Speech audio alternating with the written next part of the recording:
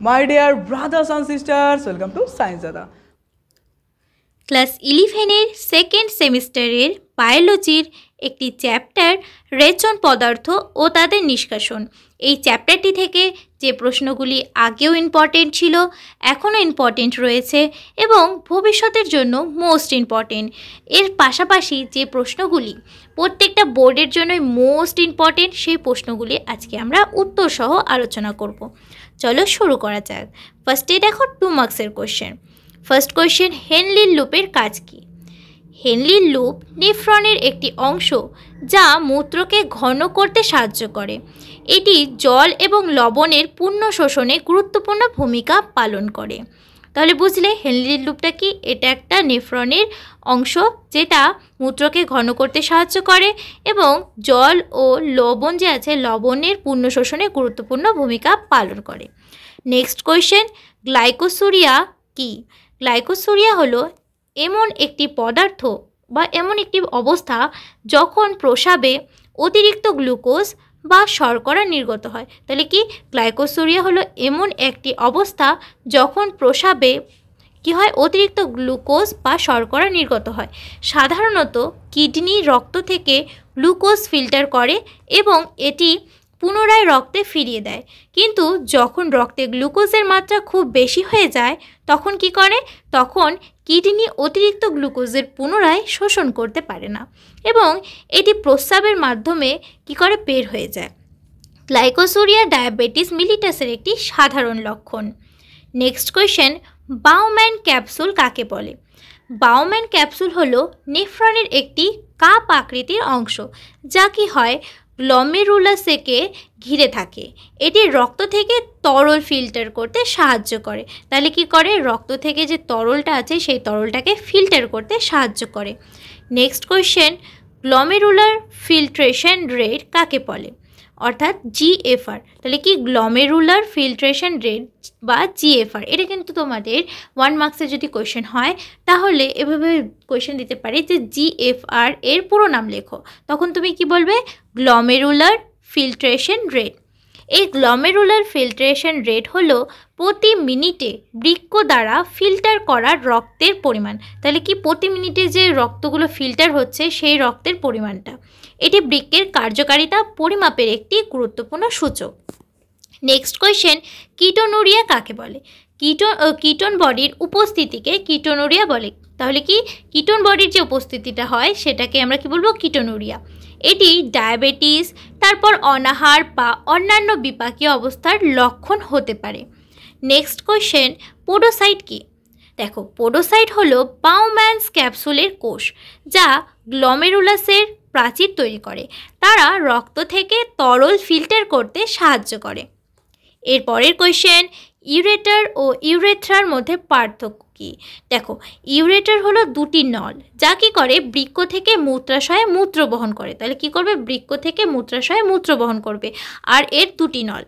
আর urethra হলো একটি নল যা কি করে, মূত্রাশয় থেকে শরীরের বাইরে মূত্র বহন করে, মানে শরীরের থেকে মূত্রটাকে বাইরে বের করে দেবে বা বাইরে বহন করবে। এরপরে 3 মার্কসের মোস্ট ইম্পর্টেন্ট কোয়েশ্চেনগুলি দেখে নাও। ফার্স্টে আছে মানবদেহের বৃক্কের কাজ লেখো। দেখো, মানবদেহের বৃক্কের কাজ হলো প্রথমত রক্ত থেকে বর্জ্য পদার্থ অপসারণ করা, অর্থাৎ রক্ত থেকে নোংরা যে পদার্থগুলো রয়েছে সেগুলো বের করে দেওয়া, তারপর শরীরের তরল এবং ইলেকট্রোলাইট ভারসাম্য বজায় রাখা, তার সাথে সাথে রক্তচাপ নিয়ন্ত্রণ করা এবং লাল রক্তকণিকা উৎপাদনে সহায়তা করা। নেক্সট, জাক্সটাগ্লোমেরুলার অ্যাপারেটাস কি? এটি কি নিয়ে গঠিত? জাক্সটাগ্লোমেরুলার অ্যাপারেটাস হলো নেফ্রনের একটি অংশ যা রক্তচাপ নিয়ন্ত্রণে গুরুত্বপূর্ণ ভূমিকা পালন করে। তাহলে জাক্সটাগ্লোমেরুলার অ্যাপারেটাস কি? এটা হলো নেফ্রনের একটি অংশ যা কি করে, রক্তচাপ নিয়ন্ত্রণে গুরুত্বপূর্ণ ভূমিকা পালন করে। আর এটি জাক্সটাগ্লোমেরুলার কোষ, ম্যাকুলার ডেন্সা এবং মেসেঞ্জিয়াল কোষ নিয়ে গঠিত হয়। নেক্সট কোয়েশ্চেন, ডায়ালাইসিস কি? এর কার্যনীতি ব্যাখ্যা করো। দেখো, ডায়ালাইসিস হলো একটি চিকিৎসা পদ্ধতি যা কি করে, বৃক্ক যখন সঠিকভাবে কাজ করতে ব্যর্থ হয়, অর্থাৎ যখন ভালোভাবে কাজ করে না, তখন কি হয়, রক্ত থেকে বর্জ্য পদার্থগুলি এবং অতিরিক্ত তরল অপসারণ করতে ব্যবহৃত হয়। বা অতিরিক্ত তরল বের করতে ব্যবহৃত হয়। এর কার্যনীতিটা কি? ডায়ালাইসিস মেশিনে কি হয়, একটি ডায়ালাইজার থাকে যা কী করে, একটি বিশেষ ফিল্টার, এটা কি একটা বিশেষ ফিল্টার, আর এটা রোগীর রক্ত ডায়ালাইজারের মধ্যে দিয়ে প্রবাহিত হয়, যেখানে বর্জ্য পদার্থ এবং অতিরিক্ত তরল রক্ত থেকে সরানো হয় ও পরিষ্কার রক্ত তারপর শরীরে ফিরে আসে, মানে নোংরা রক্তগুলো বের হয়ে যায় আর পরিষ্কার রক্তগুলো শরীরের মধ্যে ফিরে আসে। এরপরে নেক্সট দেখো, রক্তচাপ ও জলসাম্য নিয়ন্ত্রণে রেনিন ও অ্যানজিওটেনসিনের ভূমিকা কী? রেনিন অ্যানজিওটেনসিন সিস্টেম রক্তচাপ এবং জলসাম্য নিয়ন্ত্রণে গুরুত্বপূর্ণ ভূমিকা পালন করে। যখন রক্তচাপ কমে যায় তখন বৃক্ক রেনিন নামক একটি এনজাইম নিঃসরণ করে। রেনিন কি বলেছে, অ্যানজিওটেনসিনোজেনকে অ্যানজিওটেনসিন IA বা 1A রূপান্তরিত করে, যা পরে অ্যানজিওটেনসিন 2A রূপান্তরিত হয়।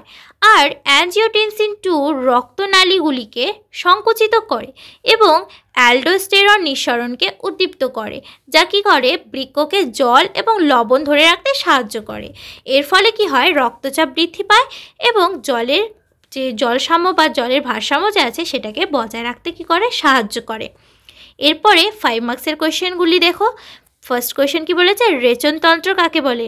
দেখো, রেচনতন্ত্র হলো রেচনতন্ত্র অঙ্গগুলির একটি সিস্টেম যা শরীর থেকে বর্জ্য পদার্থ অপসারণ করে, যেমন তোমার মল ত্যাগ করা, মূত্র ত্যাগ করা, তারপর সে শরীর থেকে ঘর্ম নিঃসরণ হওয়া বা ঘাম বেরোনো, তারপর চোখ দিয়ে অশ্রু বেরোনো বা চোখের জল বেরোনো, এটা হচ্ছে রেচন পদার্থ। আর এটা কি হয়, রেচন পদার্থটা রেচনতন্ত্রের মাধ্যমে কী হয়, বেরিয়ে যায়। ঠিক আছে, এরপরে দেখো কোশ্চেনে বলেছে মানুষের রেচনতন্ত্র কী কী অঙ্গ নিয়ে গঠিত তার চিত্রে এঁকে দেখাও। এই চিত্রটা তোমরা তোমাদের প্রত্যেকটা বইয়ে পেয়ে যাবে, তো অবশ্যই বই থেকে দেখে নিও। আর আমি তোমাদের অঙ্গগুলি বলে দিচ্ছি, 2টি বৃক্ক, 2টি ইউরেট্রার, একটি মূত্রাশয় আর একটি ইউরেথ্রা। ঠিক আছে, নেক্সট কোয়েশ্চেন, মূত্র কি? দেখো, মূত্র হলো একটি তরল বর্জ্য পদার্থ যা বৃক্ক দ্বারা উৎপাদিত হয়। আর এই মূত্রটা আমরা যে সারাদিনে জল খাই না, এর মধ্যে থেকে যে ভালো জলটা আছে বা ভালো জলের যে পদার্থটা আছে ওটা দেহের মধ্যে থেকে যায়, আর অতিরিক্ত যে জলটা থেকে যায় আর তার মধ্যে যে বিশেষ ধরনের নোংরা পদার্থগুলো থাকে ওটা মূত্রের মাধ্যমে কি হয়, প্রথমে বৃক্কে যায়, বৃক্কে হচ্ছে ওটা তোমার শোষিত হয় বা ওটা পরিশোধন হয়, পরিশোধন হওয়ার পর ভালো জলটা থেকে যায় আর নোংরা যেটা পদার্থটা পড়ে থাকে ওই পদার্থটা মূত্রের মাধ্যমে বেরিয়ে যায়। এটাই হচ্ছে মূত্র বা সে তোমার বৃক্ক দ্বারা উৎপাদিত হয়। আর কি হয়, তোমার বর্জ্য পদার্থ হিসেবে ইউরেথ্রা দিয়ে বেরিয়ে যায়, এটাকেই বলে মূত্র। ঠিক আছে, এরপরে দেখো বলেছে মূত্রের উপাদানগুলি ছকের সাহায্যে দেখাও। মূত্রের উপাদান হচ্ছে জল 95%, ইউরিয়া 2%, ইউরিক অ্যাসিড থেকে 0.03%, আর ক্রিয়েটিনিন 0.1%, বিভিন্ন লবণ 2.87%। এখানেই আমাদের এই চ্যাপ্টারটি আলোচনা করা কোয়েশ্চেন সহ উত্তর আলোচনা করা কমপ্লিট হলো। চ্যানেলে নতুন হলে অবশ্যই সাবস্ক্রাইব করো। খুব ভালো থেকো, মন দিয়ে পড়াশোনা করো, আর অবশ্যই সাপোর্ট করো। আর তোমার ভিডিওটা কেমন লাগলো অবশ্যই কমেন্ট করো।